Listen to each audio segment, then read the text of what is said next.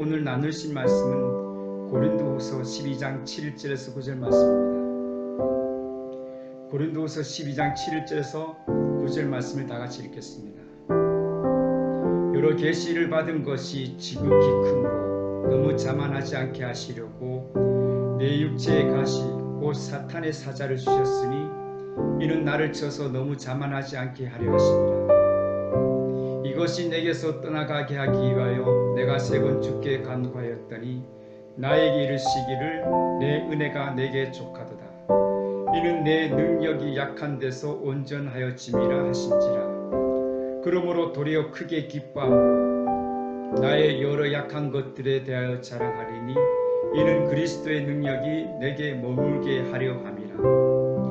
어느 한 분야에서 성공하려거든 강점에 올인하면 된다라는 강점 이론이 있습니다. 이 강점 이론의 정수는 강점을 강화하여 약점까지 커버하는 것입니다. 한마디로 약점을 드러내지 않고 약점을 감추는 것입니다. 세상의 진리는 약한 것을 감춥니다. 드러내지 않습니다. 화장품 하면 예전에는 여성들의 전용물이었습니다. 텔레비전 화장품 광고를 보더라도 대부분 모델이 여성이었습니다. 이전에는 남성들의 화장품 하면은 스킨의 로션 정도였습니다. 그렇지만 요즘은 그렇지 않죠. 이제 남자들도 화장을 통해 자신의 아름다움을 당당하게 드러내고 있습니다. 패션과 미용에 관심을 보이며 스스로를 꾸미는 데 투자를 아끼지 않는 남성들이 늘어나면서 남성 화장품 시장이 커지고 있습니다. 여성뿐만 아니라 남성들도 이제 화장에 대해 많은 관심을 가지는데 화장을 통해 자신의 얼굴에서 양점을 감춥니다.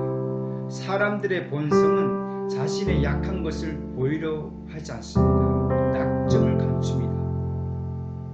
그러나 성경에서는 내가 약할 때 꼭 강함이란 말합니다. 약함을 부끄러워하지 않습니다.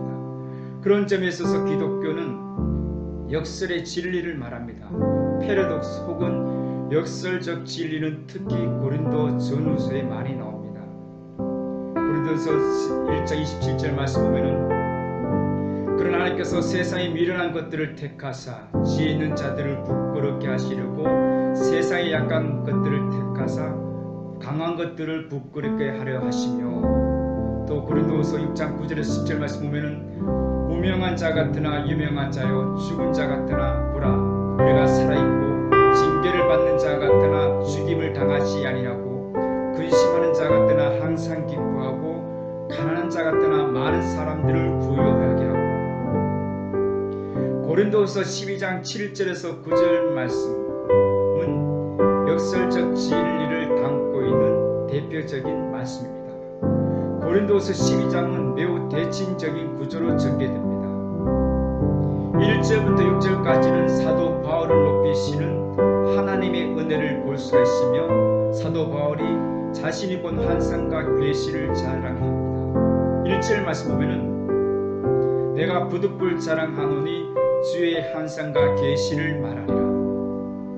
그런데 7절부터는 사도 바울을 낮추시는 모습을 보여줍니다. 여러 계시를 받은 것이 지극히 크므로 너무 자만하지 않게 하시려고 내 육체의 가시 곧 사탄의 사자를 주셨으니 이는 나를 쳐서 너무 자만하게 하려 하심이라. 사도 바울은 육체의 가시 곧 사탄의 사자를 주신 것에 대하여 나를 쳐서 너무 자만하지 않게 하려 하심이라고 말합니다. 자신에게 다가온 약함을 통하여 자기 자신을 낮추는 겸손의 모습을 보여줍니다. 약함은 우리를 겸손하게 하려는 하나님의 선물입니다. 바울에게는 치명적인 약함이 있었습니다. 어떤 것인지는 알 수 없지만 너무 힘들어서 육체의 가시라고 할 정도였습니다. 바울이 자기의 약함만 생각하고 살았다면 평생 원망과 고통 속에 살았을 것입니다. 하지만 바울은 자기에게 약함을 주신 분이 하나님이심을 인정했습니다. 가시를 주신 이유도 알았습니다. 이는 나를 쳐서 너무 자만하지 않게 하려 하심이라. 바울은 교만할 조건이 많은 사람입니다. 그 교만으로 망가지지 않도록 그래서 겸손하도록 하나님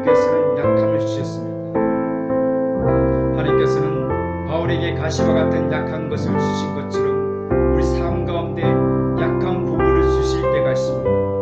약한 것이 각자 다 다릅니다. 어떤 분에게는 건강으로 인하여 약해져 있습니다. 어떤 분에게는 자녀의 결혼 문제가 약한 부분이 될 수 있습니다. 어떤 분에게는 지금 당장 해결해야 할 경제적인 문제가 약한 부분이 될 수 있습니다. 우리는 약함으로 하나님의 낮은 자의 마음으로 겸손해질 수가 있습니다. 약함은 하나님의 능력을 경험하게 합니다. 약함을 좋아하는 사람은 아무도 없습니다. 바울 자신도 약함을 제거해달라고 3번이나 기도했습니다. 하지만 예수께서는 이렇게 응답하셨습니다. 내 은혜가 내게 족하도다. 이는 내 능력이 약한 데서 온전하여 짐이라. 가시를 없애주지 않았지만 내가 약할 때 나타나는 그 하나님의 능력을 사도 바울은 경험하였습니다. 그 약함 때문에 하나님께 더 기도하고 가시 때문에 하나님을 의지할 수밖에 없었습니다. 하나님은 이럴 때마다 능력으로 바울을 도와주셨습니다. 바울은 가시를 통해서 약한 자기를 온전하게 하시는 하나님의 능력을 알게 됩니다. 내 능력이 약한 데서 온전하여 짐이라고 하였습니다. 성경을 보면은 누가 하나님 많이 찾습니까? 주님을 간절하게 부르고 의지하는 자가 누구입니까? 병든 자였습니다. 약한 자였습니다. 약할 때 우리는 누군가를 의지하려고 합니다. 그러므로 우리가 할 수 없는 상황, 그 상황 그럴 때 바로 하나님이 일하실 때입니다. 내가 약할 때 하나님은 일하십니다. 바로 우리의 연약함을 통해서 우리의 약함을 통해서 우리는 하나님의 능력을 경험할 수가 있습니다.